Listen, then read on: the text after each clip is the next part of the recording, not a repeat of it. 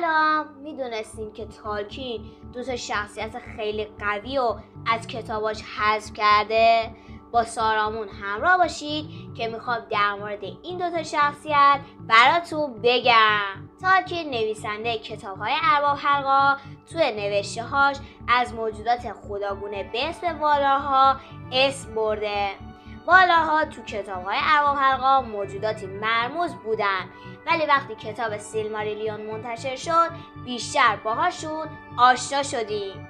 همونطور که تو کتاب سیلماریلیون میخونیم والاها مثل مایار موجوداتی مقدس و افسانه‌ای بودن، اما والاها از مایاها قوی تر بودن.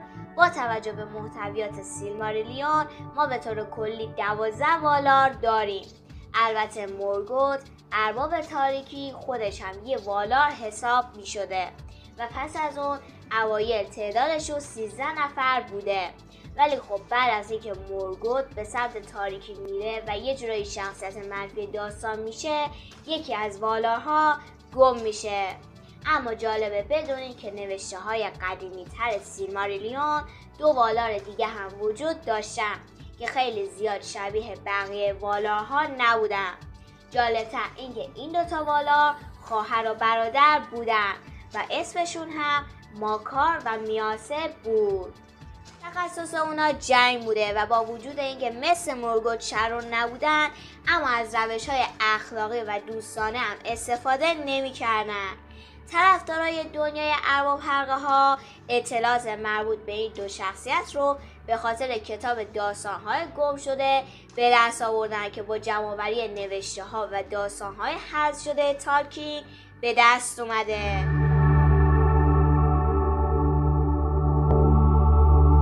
این خواهر و برادر قدرتمندترین والاها بودن. شاید تنها شخصیتی که از نظر قدرت بهشون نزدیک باشه یه والار دیگه به اسم تورکاس هست. اصلا خود اسم ماکار به معنای خدای نبرد بوده و همین. اما در مورد اسم خواهر اون یعنی میاسه و معنی اسمش اطلاعات چندانی وجود نداره. تنها چیزی که در مورد اسامی و لقب‌هاش میدونی اینه که اون تو داستان‌های گم شده ازش به عنوان دست‌های خونی و شیر ماده یاد میشه.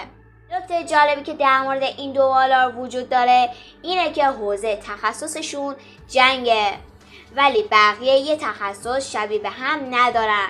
یعنی مثلا تورکاس و آوله شبیه هم نیست و کاملا متفاوتن.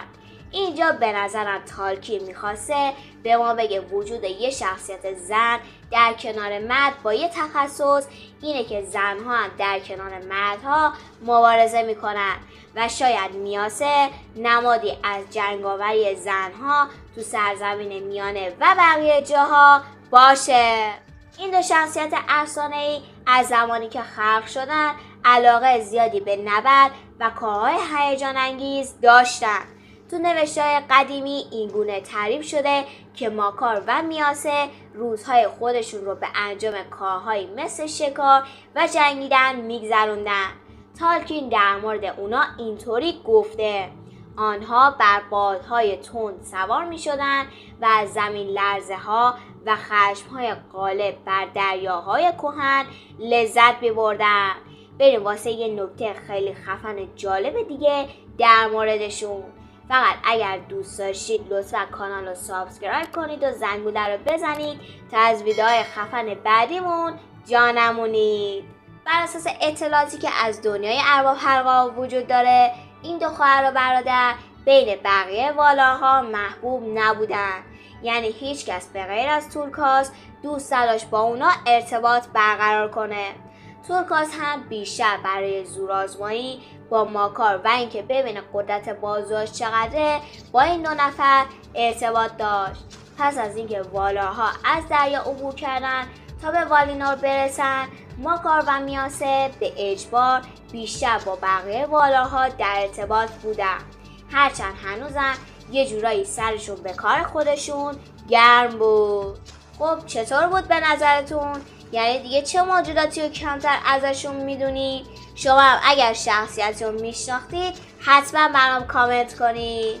تا یه ویدیو دیگه دوستتون دارم. خدافظ.